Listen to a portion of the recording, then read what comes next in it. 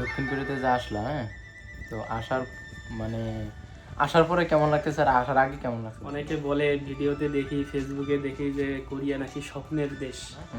মানে আসার পর কি মনে হইতেছে দেশে? না, আসছি এখন, আল্লাহ আসলে রিজিক রাখছে, আসছি। হ্যালো এভরিওয়ান, আসসালামু আলাইকুম। আশা করছি সবাই অনেক ভালো আছেন। তো আমি আহসান হাবিব দক্ষিণ কোরিয়া থেকে আপনাদের সাথে যুক্ত হয়ে গেলাম। তো আজকে হচ্ছে রবিবার, আমার সাপ্তাহিক বন্ধ। যাচ্ছি আমার এক বন্ধুর সাথে দেখা করতে। বন্ধু দক্ষিণ কোরিয়াতে আসছে নতুন, তাই তার সাথে অবশ্যই দেখা করা জরুরি। যদিও সে এক সপ্তাহ আগে আসছে, আমি কাজের ব্যস্ততার কারণে আসলে যাওয়া হয় নাই। তাই আজকে ভাবলাম যে আমার বন্ধুটার সাথে একটু দেখা করে আসি, তাকে একটু সান্ত্বনা দিয়ে আসি আর কি। তো ঘটনা হলো, জীবনে যদি কোনো কিছু পেতে হয় তাহলে অবশ্যই তাকে শ্রম দিতে হয়, চেষ্টা করতে হয়, ঠিক আছে? শ্রম এবং চেষ্টা ছাড়া কোনোভাবেই সম্ভব নয়। তো আমার সেই বন্ধুটাও কিন্তু প্রচণ্ড পরিমাণের শ্রম এবং চেষ্টা দিয়েছে। এক সময় সে কিন্তু আসলে মানে পড়াশোনা বাদ দিতে চাইছিল, দক্ষিণ কোরিয়ান ভাষা শেখা মানে বাদ দিতে চাইছিল। আবারও আমি তাকে অনেকভাবে বলার পরে, মানে কনভিন্স করার পরে সে কিন্তু আবারও কোরিয়ান ভাষা শেখার প্রতি আগ্রহ হয়েছে এবং পড়াশোনা করছে। সে কিন্তু একেবারে ভেঙে পড়ছিল। যাই হোক, সেগুলো আর না বলেই দেখা যাক, আমার বন্ধুকে কিছুটা সঙ্গ দিয়ে আসি। তো বাহিরের আবহাওয়াটা দেখতে পাচ্ছেন আপনারা, এই হচ্ছে বাহিরের আবহাওয়া। অনেক পরিষ্কার, আজকে ঠান্ডাও একটু কম আছে, যার কারণে এরকম। তো দেখা হচ্ছে আবার সে আমার বন্ধুর কাছে। দক্ষিণ কোরিয়াতে যে আসলাম, হ্যাঁ, তো মানে আসার পরে কেমন লাগতেছে আর আসার আগে কেমন লাগছিল সেটা বলো। না, আসলে আসার আগে যখন দেশে ছিলাম বন্ধু, তখন মনে হচ্ছিল যে স্বপ্নের দেশে যাই। অনেকে বলে, ভিডিওতে দেখি, ফেসবুকে দেখি যে কোরিয়া নাকি স্বপ্নের দেশ। হ্যাঁ, তো আসলে বাস্তবে আসার পরে বোঝা যায় যে স্বপ্ন যে আসলে কত কষ্টের।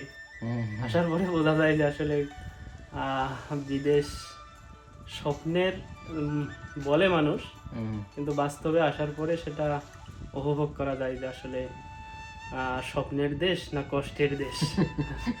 যাই হোক, মানে আসার আগে তুমি কি ভাবতা যে দক্ষিণ কোরিয়া একটা স্বপ্নের দেশ, আমি যাইতে পারলে আল্লাহ আমাকে বাঁচায়, তাই তো না? হ্যাঁ, হ্যাঁ। মানে আসার পর কি মনে হইতেছে দেশে? না, আসছি এখন, আল্লাহ আসলে রিজিক রাখছে, আসছি।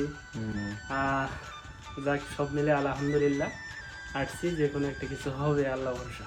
ইনশাল্লাহ সেই দোয়া এবং প্রত্যাশা করি। আসলে আমিও চাইছিলাম যে আমার বন্ধুগুলো আসুক, হ্যাঁ, অনেকেই আছেন, তাদের মধ্যে কিছু কিছু আছেন যারা একদম ঘনিষ্ঠ। তো চাইছিলাম খুব করে যে আসুক তারা। তো তোমাকে অসংখ্য ধন্যবাদ। আর এই প্রথম তুমি আমার সঙ্গে দেখা করার জন্য আসছো। তো আশা করি যতদিন এই দূর প্রবাসে আসি, দুই বন্ধু যেন একসঙ্গে মিলেমিশে থাকতে পারি। আরও যদি কাছাকাছি থাকি তাহলে আরও মনে হচ্ছে যে ভালো হবে।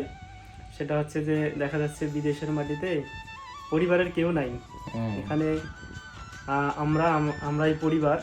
যদি কাছাকাছি থাকতে পারি, মনে হচ্ছে যে পরিবারের ওই কষ্টগুলো আমরা শেয়ার করতে পারবো। অবশ্যই অবশ্যই, সেটাই আমরাও চাই, যেন একে অপরের পাশাপাশি থাকি, সুখ দুঃখে মানে ভাগাভাগি করতে পারি। তো ঘটনা হলো, আমার এই বন্ধু কিন্তু পড়াশোনা বাদ দিতে চাইছিল। হ্যাঁ, যেটা পরে মনে করেন যে অনেক কাহিনী করে সে কিন্তু আবারও পড়াশোনা গেছে।